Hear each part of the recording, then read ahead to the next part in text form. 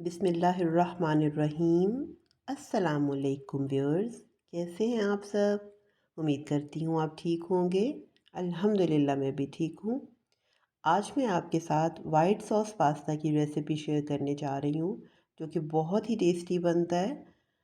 सबसे पहले मैंने पास्ता बॉईल करने के लिए रख दिया है पानी, और 1 चम्मच मैंने इसमें सॉल्ट डाला है, और थोड़ा सा मैंने ऑयल डाल दिया, ऑलिव ऑयल का यूज़ किया है। पानी बॉईल होगा तो मैंने उसमें पास्ता डाल देना है, जो भी पास्ता आप डालना चाहें। मैं इसमें स्पेगेटीज यूज़ कर रही हूँ, चाहे मैकरोनी, जो भी आपको जो भी जिस शेप का भी पसंद है आप डाल लें। इसको तकरीबन 8 से 9 मिनट तक हमने पकाना है, तब जब तक ये डन हो जाए। बहुत ज़्यादा भी इसको हमने कुक नहीं करना कि बिल्कुल ही मैशी सा हो जाए। बस इतना चेक करें कि गल गया है तो बस आप इसे निकाल लें। और 8 से 9 मिनट लगे थे, तो मैंने ठंडे पानी में टैप के नीचे उसको किया, निकाल स्ट्रेन करने के बाद, और फिर उसमें ऑलिव ऑयल लगा के ये देखिए इस कंडीशन में आ गया कि बिल्कुल साथ नहीं चिपक रहा, स्टिकी नहीं हो रहा ना। दूसरी तरफ चले चलते हैं। अब हम वेजिटेबल और चिकन की जो ग्रेवी सी है वो तैयार कर लेते हैं। उसके लिए मैंने 4 टेबल स्पून के नज़दीक ना ऑलिव ऑयल डाला है कढ़ाई में, और 3 क्लोव से वो मैंने उसको चॉप करके तो वो इसमें ऐड कर दिए हैं। इसको थोड़ा सा कलर आएगा, जब ब्राउनिश टोन में आने लगेगा ना कलर, तब तक हमने इसको करना है। जब इस कंडीशन में आ गया तो मेरे पास 300 ग्राम्स एटलीस्ट है चिकन, जो बोनलेस है, वो मैंने इसमें ऐड कर दिया है। और इसको चिकन को भी मैं तब तक फ्राई करूँगी जब तक इसका कलर चेंज हो जाए। वो खुद ही आप पता चलता है वाइट सा और हल्का हल्का ब्राउनिश टाइप का होने लग जाएगा, तब तक मैंने उसको किया है। 3 4 5 मिनट लग गए थे।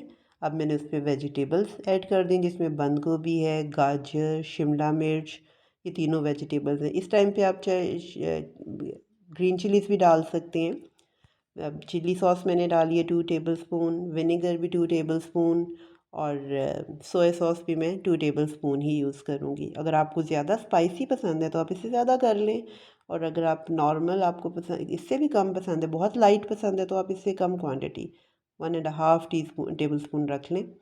ये तीनों चीज़ें मैंने डाली सब्जियों में, चिकन, सब्जियां और ये सॉसेस वगैरह डल गई हैं।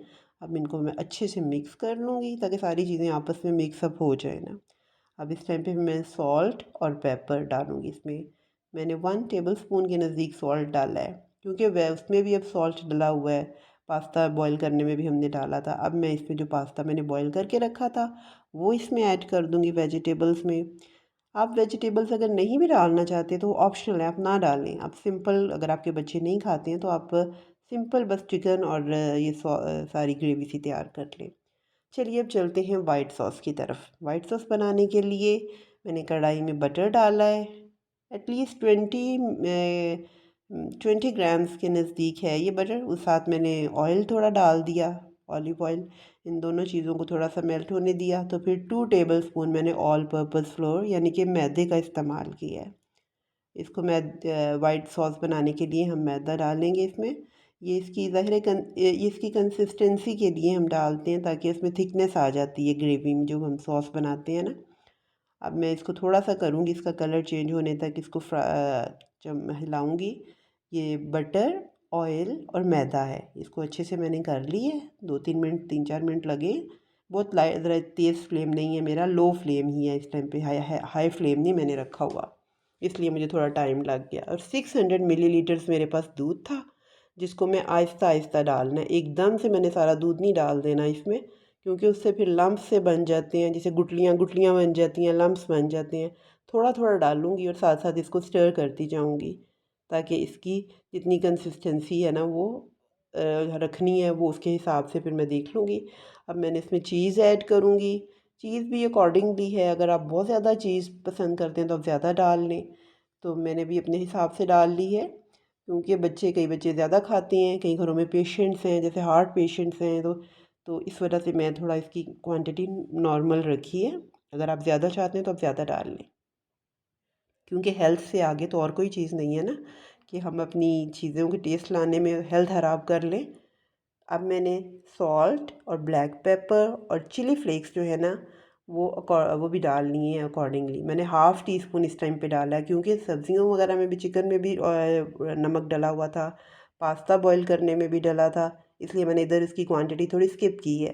यानी कि स्किप नहीं की, मतलब कम कर दी है, हाफ़ टी स्पून डाला है। और फिर मैंने ब्लैक पेपर ऐड किया है, वो भी मैंने अकॉर्डिंगली डाल दी है। और चिली फ्लेक्स थे, वो भी हाफ़ टी स्पून के बराबर ही थे।